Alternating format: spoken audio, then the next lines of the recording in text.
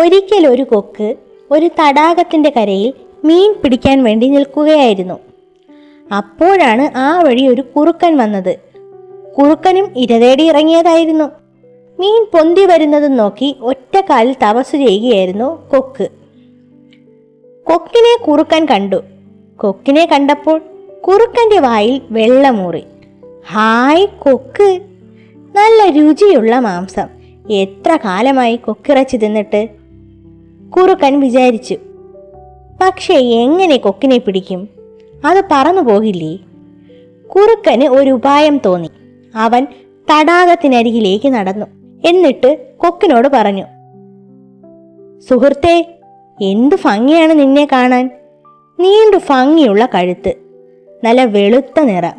നീ ഒരു സുന്ദരൻ തന്നെ. കുറുക്കന്റെ ഭംഗി വാക്കുകൾ കേട്ടപ്പോൾ കൊക്കിന് വലിയ സന്തോഷം തോന്നി. കുറുക്കൻ കൊക്കിന്റെ അടുത്തേക്ക് അല്പം കൂടി നീങ്ങിക്കൊണ്ട് ചോദിച്ചു, ഇത്രയും നീളമുള്ള കഴുത്ത് നിനക്കൊരു ബുദ്ധിമുട്ടാകില്ലേ? കാറ്റ് വീശുമ്പോൾ നീ എന്തു ചെയ്യും? കഴുത്ത് ഒടിഞ്ഞു പോകില്ലേ? ഹേയ്, ഇല്ലില്ല. കാറ്റ് വീശുമ്പോൾ ഞാൻ എൻ്റെ കഴുത്ത് ദാ ഇങ്ങനെ കുനിച്ചു പിടിക്കും. തൻ്റെ തല താഴ്ത്തി കാണിച്ചു കൊടുത്തുകൊണ്ട് കൊക്ക് പറഞ്ഞു. കുറുക്കൻ കൊക്കിൻ്റെ അടുത്തേക്ക് കുറച്ചുകൂടി നീങ്ങിക്കൊണ്ട് വീണ്ടും ചോദിച്ചു, ശരി തന്നെ, പക്ഷേ ശക്തിയായ ഒരു കാറ്റ് വന്നാലോ? ശക്തിയായ കാറ്റ് വരുമ്പോൾ ഞാൻ എൻ്റെ തല ദാ ഇങ്ങനെ ഒന്നുകൂടി താഴ്ത്തി വെച്ച് കുനിഞ്ഞിരിക്കും.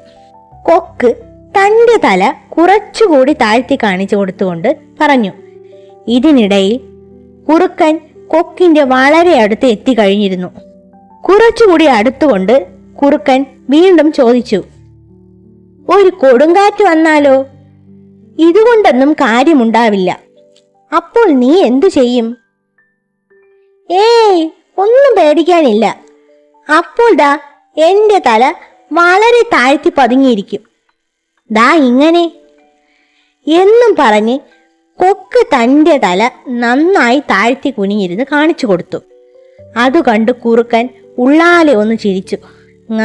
ഇത് മതി, ഇങ്ങനെയാണ് വേണ്ടത് എന്നും പറഞ്ഞ് കുറുക്കൻ കൊക്കിന്റെ നേരെ ഒറ്റ ചാട്ടം. കൊക്ക് കുറുക്കന്റെ വായിലായി. പാവം കൊക്ക് കഴിയുന്നത്ര ശക്തിയിൽ ചിറകിട്ടടിച്ചു നോക്കി. പക്ഷെ എന്തു ഫലം? കുറുക്കന്റെ കടിയിൽ നിന്നുണ്ടോ രക്ഷപ്പെടാൻ കഴിയുന്നു? കുറുക്കൻ കൊക്കിനെയും കൊണ്ടോടി.